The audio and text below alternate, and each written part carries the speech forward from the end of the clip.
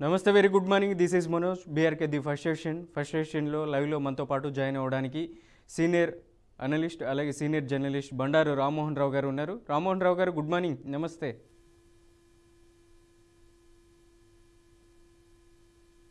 Right, ముందుగా ఈనాడు తెలంగాణ తీసుకుందాం. ఈనాడు తెలంగాణలో ఖాతాల కంత్రీలు, కమిషన్ల కోసం బ్యాంకు అకౌంట్ల తాకట్టు, సైబర్ నేరగాళ్లకు వెన్నుముక్కగా మనీ మ్యూల్స్ అగ్రిగేటర్లు, వ్యవస్థీకృతంగా నేరదందా అనే టాపిక్ హైలైట్ అవుతుంది. ఇక ఏలూరు పోలీసుల దర్యాప్తులో ఈ విషయాలు వెలుగులోకి వచ్చాయి. మీ బ్యాంక్ ఖాతాల వివరాలు ఇవ్వండి, అందులో కొంత డబ్బు జమ చేస్తాం, ఆ మొత్తాన్ని తర్వాత వేరే ఖాతాలకి మళ్ళీ బదిలీ చేయించుకుంటామంటూ, ప్రతిగా మీకు 10% కమిషన్ చెల్లిస్తామంటూ టెలిగ్రామ్, వాట్సాప్ గ్రూపులు అలాగే డార్క్ వెబ్సైట్లో ప్రకటనలు ఇచ్చి మరీ అంతర్జాతీయ సైబర్ నేరగాళ్లు ఈ ముఠాలు మనీ మ్యూల్స్ని కార్యకలాపాల కోసం బ్యాంక్ ఖాతాలను అద్దెకిచ్చేవారు ఉచ్చులేకి దించుతున్నారు. ప్రధానంగా ఈ వార్త మనకు ఈనాడు హైలైట్ అవుతుంది. ఈనాడు ఆంధ్రప్రదేశ్లో ఈ వార్తను చూస్తున్నాం. మరోవైపు నేషనల్ హెరాల్డ్ కేసులో సోనియా రాహుల్పై కొత్త ఎఫ్ఐఆర్ నమోదైంది.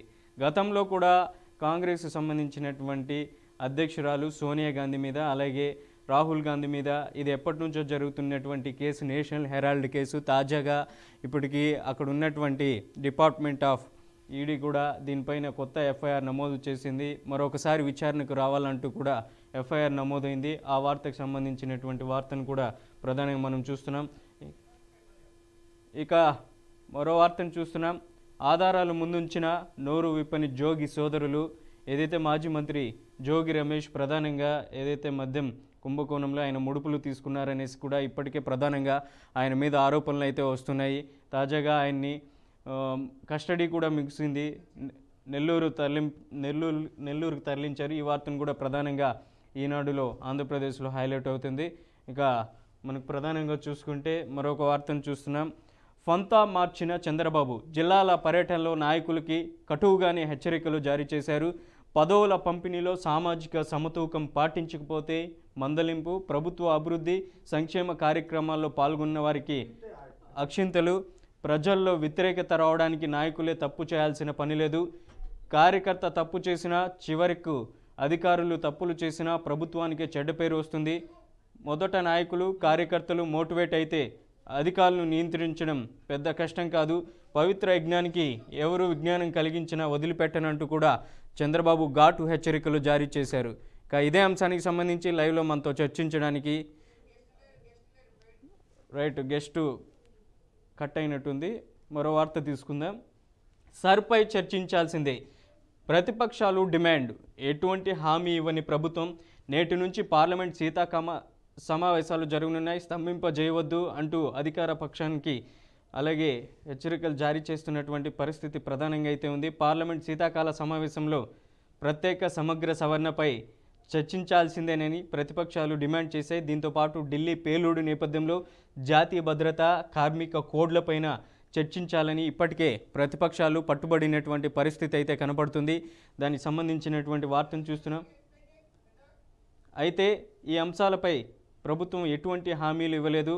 సభలు సజావుగా సాగేందుకు ప్రతి ఒక్కరూ సహకరించాలని, స్తంభింపజేయవద్దని విజ్ఞప్తి చేసింది.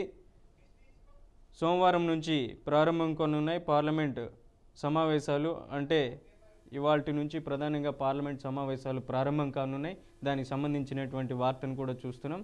ఇక ప్రధానంగా ఏపీ సీఎం చంద్రబాబు రూటు మార్చారు. జిల్లాల పర్యటనలో నాయకులు కటువుగానే హెచ్చరికలు జారీ చేశారు. ఇదే అంశానికి సంబంధించి మనతో లైవ్లో జాయిన్ అవ్వడానికి బండారు రామ్మోహన్ రావు గారు ఉన్నారు. రామ్మోహన్ రావు గారు, గుడ్ మార్నింగ్, నమస్తే. Good morning Manoj. రామ్మోహన్ రావు గారు, చంద్రబాబు నాయుడుకి సంబంధించినటువంటి వార్తను చూస్తున్నాం మనం ఈనాడు ఆంధ్రప్రదేశ్లో. ఫంతా మార్చిన చంద్రబాబు జిల్లాల పర్యటనలో నాయకులకి హెచ్చరికలు జారీ చేశారు. ఏదైతే మనం చూస్తున్నాం ప్రధానంగా పదవుల పంపిణీలో సామాజిక సమతూకం పాటించకపోతే మందలింపు, ప్రభుత్వ అభివృద్ధి సంక్షేమ కార్యక్రమాల్లో పాల్గొన్న వారికి అక్షింతలు తప్పవంటూ కూడా ఈ వార్తను చూస్తున్నాం. ఏం చెప్తారు ఈ వార్త గురించి? మనోజ్, మీకు బీఆర్కే న్యూస్ ప్రేక్షకులు నమస్కారం. వినొస్తుంది కదా? Okay, done. చంద్రబాబు నాయుడు గారు నిన్ననే పార్టీ శ్రేణులకు వీడియో కాన్ఫరెన్స్ ద్వారా ఒక రకంగా చెప్పారంటే మనోధైర్యం ఇచ్చారు, అట్లాగే హెచ్చరికలు కూడా చేశారు, చూశాము. అట్లాగే కొలికిపూడి శ్రీనివాసరావు గారి గురించి నేను పట్టించుకుంటా, నాకు విడిచిపెట్టాను నేను మొన్ననే చెప్పారు. కనుక మీరు ప్రజల్లో తిరుగుతూనే నాయకులుగా చలామణి అవుతారు, నాయకులుగా ఎదుగుతారు. ప్రజలతో నిత్యం మమేకం కావాలి, లేకపోతే కష్టం. పదవులు వచ్చినాయి కదా అని చెప్పి ఇంట్లో వచ్చిన లాభం లేదు, వచ్చే ఎన్నికలు ఓడిపోతారని చెప్పి కూడా ఆయన అన్ని స్థాయి కార్యకర్తలు హెచ్చరించారు. ఇది ఓ పార్టీ అధ్యక్షుడిగా వ్యవస్థ మన 27-40 ఏళ్ల అనుభవంతో ఆయన చెప్తున్నమాట. 4వసారి ముఖ్యమంత్రిగా ఆయన తన పార్టీ శ్రేణులను నిన్న పూర్తి స్థాయిలో హెచ్చరించారు. ఓ రకంగా చెప్పాలంటే బుజ్జగించారు. రకరకాలుగా అన్ని రకాలుగా ఆయన పార్టీ శ్రేణులు సమాయత్తం చేశారు. ఎప్పటికప్పుడు ప్రజల్లో ఉండమని చెప్పారు. మంచిదే కదా.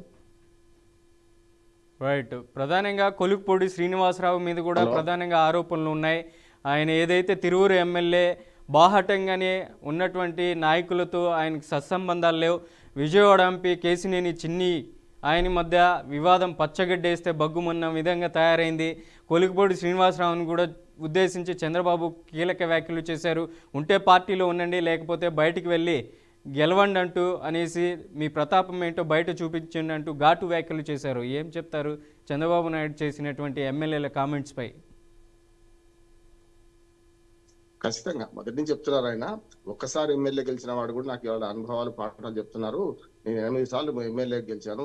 వాళ్ళు చంద్రగిరి తర్వాత మన అక్కడి నుంచి చేస్తున్నా, మనం కుప్పం నుంచి చేస్తున్నాను నేను. నాకు ఇవాళ కొత్తగా చెప్తున్నారు, మీరు సమస్యలు వెళ్ళిపోమంటున్నారు, మీరు సలహాలు చెప్పకండి, మొదటి మీ పని చేసుకుంటూ పోమన్నా. అట్లా కొలికిపూడి గురించి కూడా వ్యాఖ్యానించింది సరైంది అంటున్నాను నేను. ఎందుకంటే అంతకుముందు ఉద్యమ నాయకుడిగా ఆయన అమరావతి ఉద్యమంలో పాల్గొన్న వాడే, కానీ పక్కనే తిరువూరుకు ఒక రకం చెప్పి నేను స్థానికుడు కాదు, అక్కడ ఎస్సీ సీటు ఆయనకు అప్పచెప్పారు, గెలిచారు కూడా. పార్టీ అండ లేకుండా ఎమ్మెల్యేలు గెలుస్తాం, మా సొంతంతో గెలిచామనుకుంటే మాత్రం అంతకంటే పొరపాటు ఏం లేదు. అహంకారం, అవినీతి రెండే మనిషిని పొంగదీస్తాయి, ప్రభుత్వాన్ని కూడా మనిషిని కూడా. అందుకనే చాలా వరకు ఓపికతో ఉండాల్సిన అవసరం ఉంది. ఇద్దరు కూడా మన కేసినేని చిన్ని అట్లాగే మనకు కొలికిపూడి శ్రీనివాసరావు ఈ గొడవలో పార్టీ ప్రతిష్ట మసకబారుతుంది కదా అని చెప్పి హెచ్చరించారు. ఇటువంటి రాజకీయ తుఫాను వస్తుంది. అసలు తుఫాను వచ్చింది, ఇప్పుడు అది మాట్లాడదాం. అసలు తుఫాను దిగుతా తుఫాను వచ్చింది. ఇప్పటికే శ్రీలంకను అల్లకల్లం చేసింది, మీదికంతా వస్తున్నది. అసలు నిజంగా తుఫాను ప్రజలను నష్టపెట్టింది. ఈ తుఫాన్లన్నీ వాళ్ళ పార్టీలో ఉంటే వాళ్ళ పార్టీలో పోతాయి, సమస్య కాదు. టీ కప్పులు తుఫానుగా ముగిసిపోతాయి.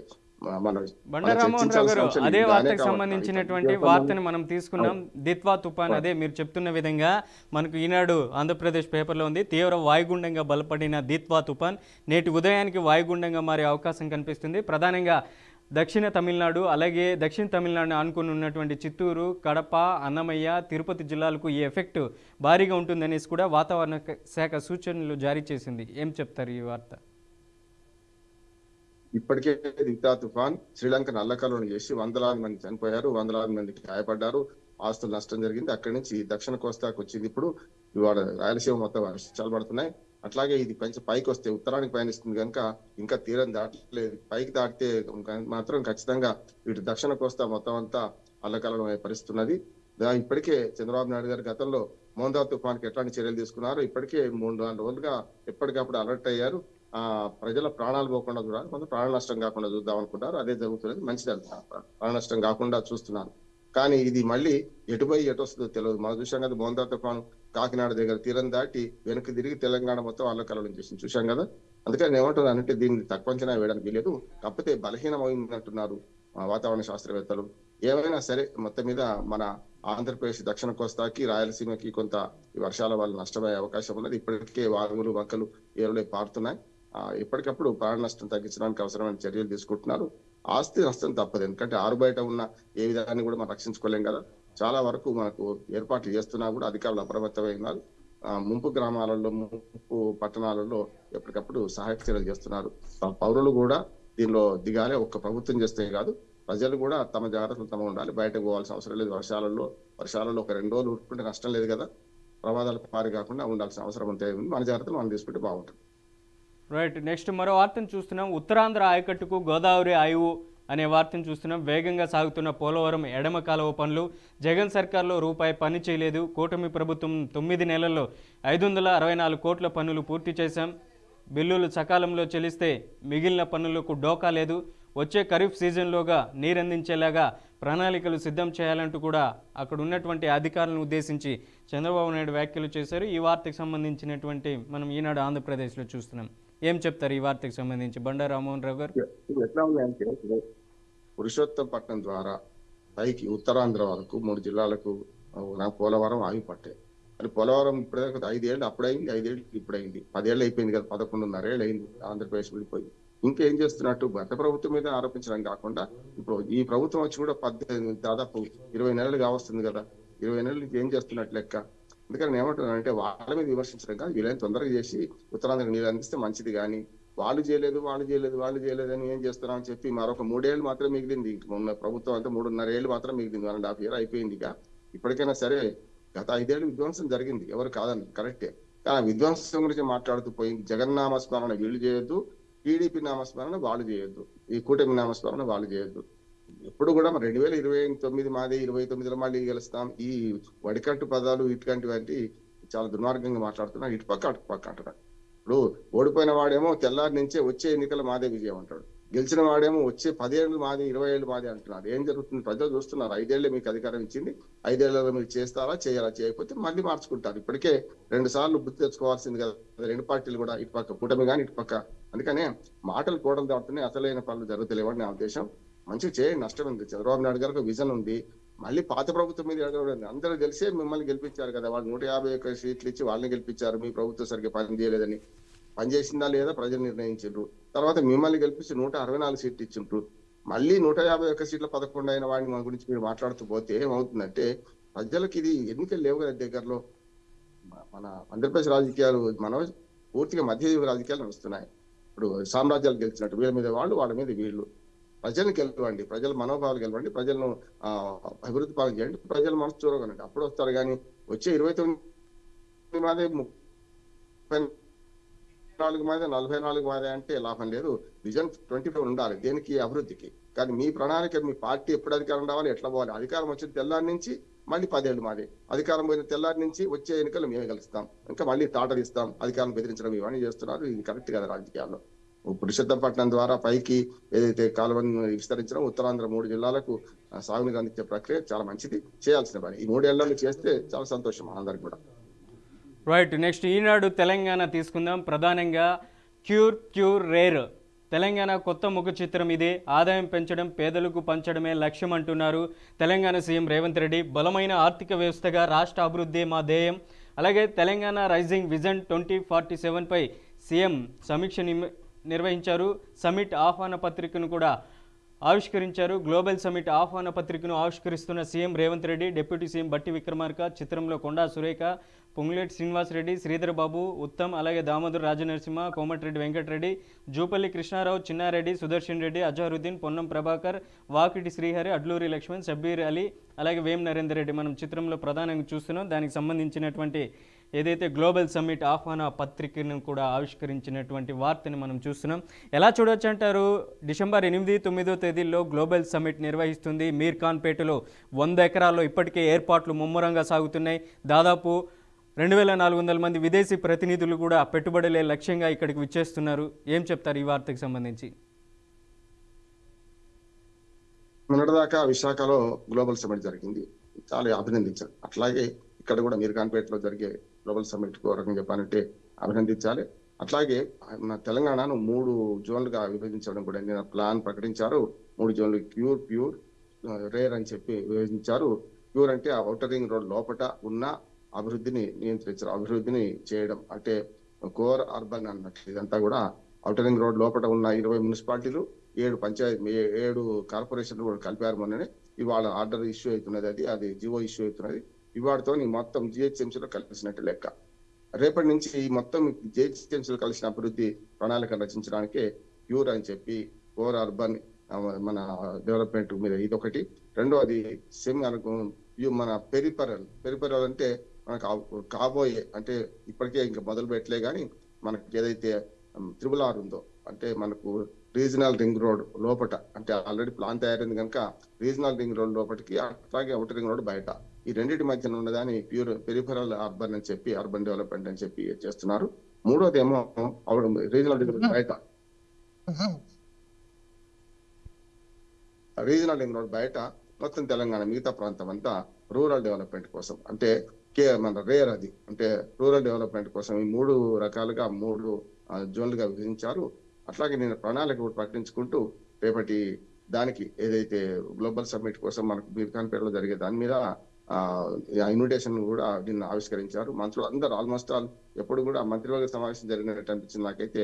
ఒక ముఖ్యమంత్రి కాకుండా, ఉప ముఖ్యమంత్రి కాకుండా, ఐటీ మినిస్టర్ శ్రీధర్ బాబు కాకుండా అందరి మినిస్టర్లకు వరుసగా కుర్చీలేసి 16 మంది మినిస్టర్లు నిన్న ఒకే దగ్గర ఆసీనాలై నిన్న ఈ ప్రకటన చేశారు. అంటే సమిష్టి నిర్ణయం ఇదని చెప్పడం కోసం ఒక మంచి మన గ్రూప్ చర్చ జరిగిందన్న ఉద్దేశం ప్రకారం. కాబట్టి అట్లాగే నిన్న ఆదివారం అంతా అధికారులతో సమీక్షించి రాత్రి 7 తర్వాత నిన్న ప్రెస్ మీట్ పెట్టారు. అంటే పొద్దున్న దాకా దీన్ని చర్చించారు. మంచిది అంటున్నారు. అట్లాగే ప్రధానమంత్రిని పిలుస్తానని కూడా ఒక వాళ్ళు చంద్రబాబు నాయుడు కానీ, ప్రధానమంత్రి కానీ, రాష్ట్రపతిని కానీ ప్రముఖులను ఆహ్వానిస్తా అనే మాట మాట్లాడుతున్నారు. చంద్రబాబు నాయుడు వస్తారో తెలియదు కానీ మొత్తం మీద ప్రధానమంత్రిని పిలిచే కార్యక్రమం కూడా చేస్తున్నారు. మా పోటీ నిన్న రేవంత్ రెడ్డి అన్న మాట ఏంటంటే, మా పోటీ కేవలం పక్క రాష్ట్రాలు ఆంధ్రప్రదేశ్ లేకుంటే మహారాష్ట్ర, కర్ణాటక, మిగతా రాష్ట్రాలు కాదు. మా పోటీ జర్మనీ, జపాన్, అట్లాగే మనకు అభివృద్ధి చెందుతున్నది చైనా, ఇట్లాంటి దేశాలతో మేము పోటీ పడబోతున్నాం మా రాష్ట్రం అంటున్నారు. వచ్చే ఈ మధ్యన మనకు రంగరాజన్ గారు, గతంలో రిజర్వ్ బ్యాంక్ చైర్మన్, ఇప్పుడు గతంలో మనకు గవర్నర్ గా పనిచేసిన రంగరాజన్ గారు ఒక మాట అన్నారు. మొత్తం దేశంలో 2047 కల్లా 4 రాష్ట్రాలు పూర్తిగా దేశ ఆర్థిక స్థితిని నియంత్రిస్తాయి, దేశ ఆర్థిక స్థితిని శాసిస్తాయి. అందులో తెలంగాణ కూడా ఒకటి అని ఒక మాట అన్నారు. కనుక అట్లా హైదరాబాద్ ఉండడం వల్ల, హైదరాబాద్ డెవలప్మెంట్ వల్ల తప్పక మనకు దేశంలో 4 రాష్ట్రాల్లో ఒకటిగా నిలిచే పరిస్థితి అని చెప్పి ఆశిస్తున్నాం. చూద్దాం ఏం జరుగుతుందో. కానీ ఇవేంటంటే ఈ ప్రణాళికలు రచించడమే కాకుండా ఇళ్ళకి పండుగ కావాలంటే ఇప్పటి నుంచే ప్రయత్నం మొదలు పెట్టాలి. ఇప్పుడు మింగమెతుకు లేదు, మీసాలకు సంపెంగ నూనె అన్నట్టు ఇప్పుడు ఇవన్నీ చేస్తామని అంటున్నారు. చాలా పెద్ద పెద్ద ప్రణాళికలు రచిస్తున్నారు ఎట్లా చేయాలని. మంచిది, లక్ష్యం మంచిదే, కాదంటలేదు. కానీ అటు చంద్రబాబు నాయుడు గారు, ఆయన శిష్యుడైన రేవంత్ రెడ్డి గారు ఈ ఆర్భాటంగా ప్రకటిస్తున్న వీటిని మరి ఆచరణలో చూపిస్తారా, లేకపోతే వచ్చే 3 ఏళ్లలో ఇట్లాగే మాట్లాడతారా చూడాల్సిన అవసరం ఉన్నది. మంచి పథకం అంటాం 3 రీజన్లు చేయడం, అట్లానే ఈ రీజన్లకు సంబంధించిన ప్రణాళిక ప్రకటించడం మంచిది. రేపు వచ్చే సమ్మిట్ విజయవంతంగా జరగాలని, బాగా జరగాలని కోరుకుందాం. రైట్. నెక్స్ట్ మరో వార్తను చూస్తున్నాం. ఒక్కో సర్పంచ్ పదవికి సగటున 6 తొలిదశ పోరుకు భారీగా నామినేషన్లు వచ్చాయి. డిసెంబర్ 11వ తేదీన తెలంగాణలో తొలిదశ సర్పంచ్ ఎన్నికలు జరగనున్నాయి. ఆ ఎన్నికలకు సంబంధించినటువంటి నామినేషన్ల ప్రక్రియ ప్రారంభమైంది. ఇప్పటికే 4236 పంచాయతీలకు 25654 నామినేషన్లు దాఖలయ్యాయి. ఇక 37440 వార్డు పదవులకు దాదాపు 82276 నామినేషన్లు దాఖలయ్యాయి. మొదలైన 2వ విడత నామినేషన్ల పర్వం కూడా మొదలైపోయింది. ఏదైతే 3 విడతల్లో తెలంగాణలో సర్పంచ్ ఎన్నికలు జరగనున్నటువంటి నేపథ్యంలో ఫస్ట్ విడత నామినేషన్ల ప్రక్రియ అయితే పూర్తయింది. ఏం చెప్తారు ఈ వార్తకు సంబంధించి? దాంతో పాటు బలవంతపు ప్రలోభాల ఏకగ్రీవాలు కూడా జరుగుతున్నాయి. మనం చూస్తున్నాం కదా. మనం నామినేషన్ల ప్రక్రియ జరుగుతూనే ఉంటది. మొన్న 29 దాకానే ఫస్ట్ విడత నామినేషన్ పూర్తయింది. నిన్న 30 నుంచి 2వ విడత నామినేషన్ల పర్వం మొదలైంది. రేపటి దాకా కొనసాగుతుంది. ఇవాళ నిన్న స్క్రూటినీ జరిగింది. ఇవాళ రేపు విడ్రాయల్స్ ఉన్నది. అంటే 3వ తేదీ నాటికి, డిసెంబర్ 3 నాటికి మొదటి విడత పంచాయతీ ఎన్నికల విడ్రాయల్ పూర్తవుతుంది. ఇప్పటి నుంచి అసలు కథ మొదలైంది. ఇప్పటికే చాలా మన పంచాయతీలలో వేలం పాటలు రాజకీయాలు వస్తున్నాయి. చాలా మంది 50 లక్షలకు 60 లక్షలకు కొంటున్నారు. పాత సర్పంచ్ను చూసి బుద్ధి తెచ్చుకోండి అని మళ్ళీ పాత సర్పంచ్లు కూడా ఆ ప్రకటన చేస్తున్నారు.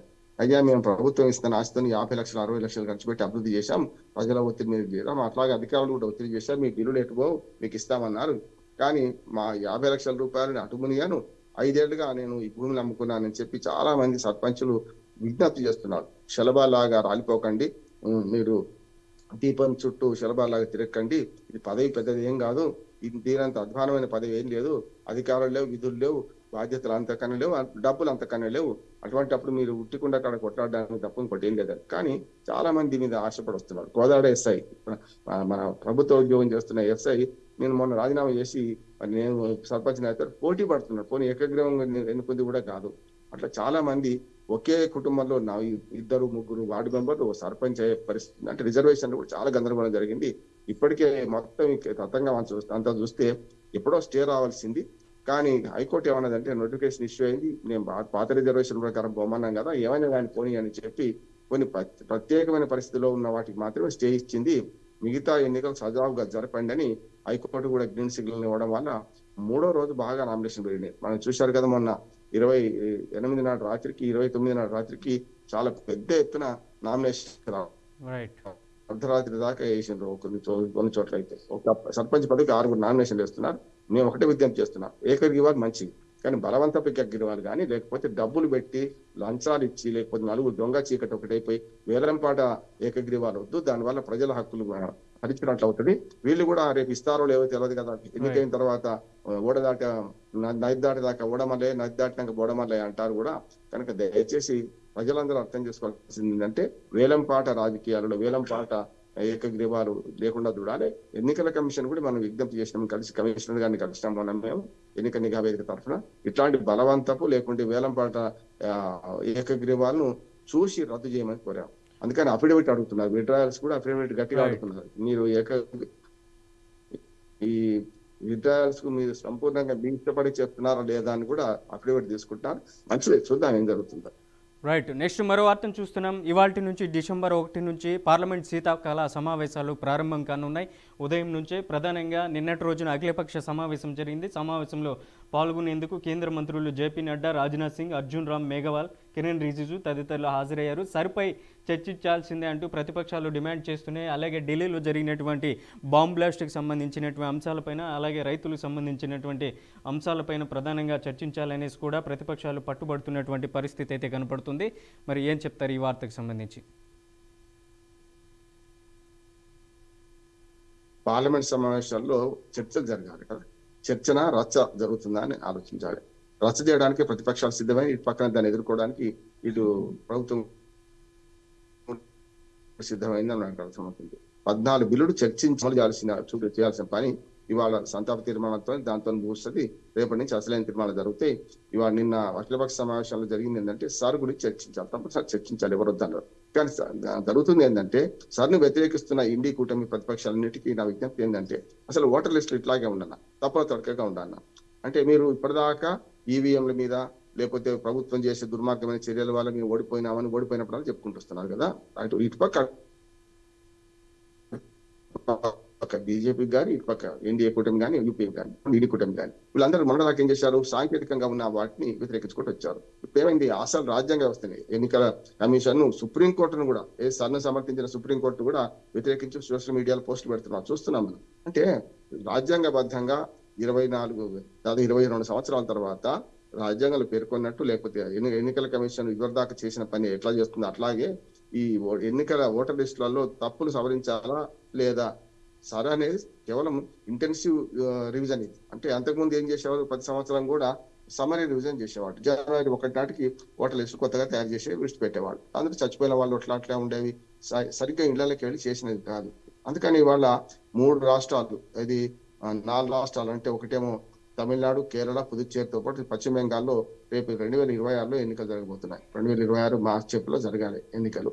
కనుక ఆ దానికోసమైనా మొదలు ఎన్నికలు జరుగుతున్న రాష్ట్రాలు మరొక 8 రాష్ట్రాలు కలిపి 12 రాష్ట్రాలు అంటే 9 రాష్ట్రాలు, 3 కేంద్రపాలిత ప్రాంతాలు ఈ ఓటర్ లిస్ట్ సమగ్ర సవరణ జరుగుతుంది. జరగనిద్దాం. మొన్నటి దాకా అభ్యంతరం వ్యక్తం చేస్తే సమయం సరిపోదన్నారు. 7th మన 4th దాకా ఉండే, ఎల్లుండి దాకా సమయం ఉండే, కానీ 4th నుంచి 11th పెంచారు, ఇంకొక 4 రోజులు పెంచారు. ఎవరైతే నిజమైన ఓటర్లు, అర్హులైన ఓటర్లు నష్టపోవద్దు, అనర్హులు ఈ ఓటర్ లిస్ట్ లో ఉండొద్దని ప్రధాన ధ్యేయం. కనుక ఇప్పుడు అంపైర్లను వ్యతిరేకించే పరిస్థితి వస్తుంది. వీళ్ళందరూ ప్రతిపక్షాలు ఏం చేస్తున్నాయంటే సర్ని వ్యతిరేకించకండి, సర్ అవసరమే అంటున్నాను. కానీ అందులో పొరపాటు జరిగితే మీరైనా నేనే అందరూ ప్రశ్నిద్దాం. కానీ అనవసరంగా ఇవాళ ఎన్నికల వ్యవస్థను, ఎన్నికల కమిషన్ తప్పట్టు చేసే పని సరైనది కాదు. ఓటర్ లిస్ట్ లో ప్రక్షాళన జరగాల్సిందే. చచ్చిపోయిన వాళ్ళు ఓట్లు, ఊళ్ళో లేని వాళ్ళు ఓట్లు, లేకుంటే రోహింగ్యాలు, లేకుంటే విదేశీస్తుల ఓట్లు ఉండాల్సిన అవసరం లేదు. దానికి ఎలక్షన్ కమిషన్ కు పరిధి లేదు కూడా తేల్చి చేసింది కదా. ఇది మన దేశస్తులా విదేశస్తులా అని తేల్చి చెప్పని హోమ్ మినిస్టర్ చేయాలి, వీళ్ళు కాదు. అదే అంగీకరించుకుంటేనే సర్ను సక్రమంగా జరపడానికి చేయండి. ఇప్పటికే పశ్చిమ బెంగాల్ వ్యతిరేకిస్తున్నది కరెక్ట్ కాదంటున్నారు. రైట్. బండా రామ్మోహన్ రావు గారు, ఇవాళ పేపర్లో వచ్చినటువంటి ప్రధాన అంశాలపై మీ విశ్లేషణ అందించినందుకు ధన్యవాదాలు. Thank you so much. Right, ఇది ఇవాళ ది ఫస్ట్ సెషన్. రేపటి ఫస్ట్ సెషన్లో మళ్ళీ కలుద్దాం. చూస్తూనే ఉండండి బీఆర్కే న్యూస్.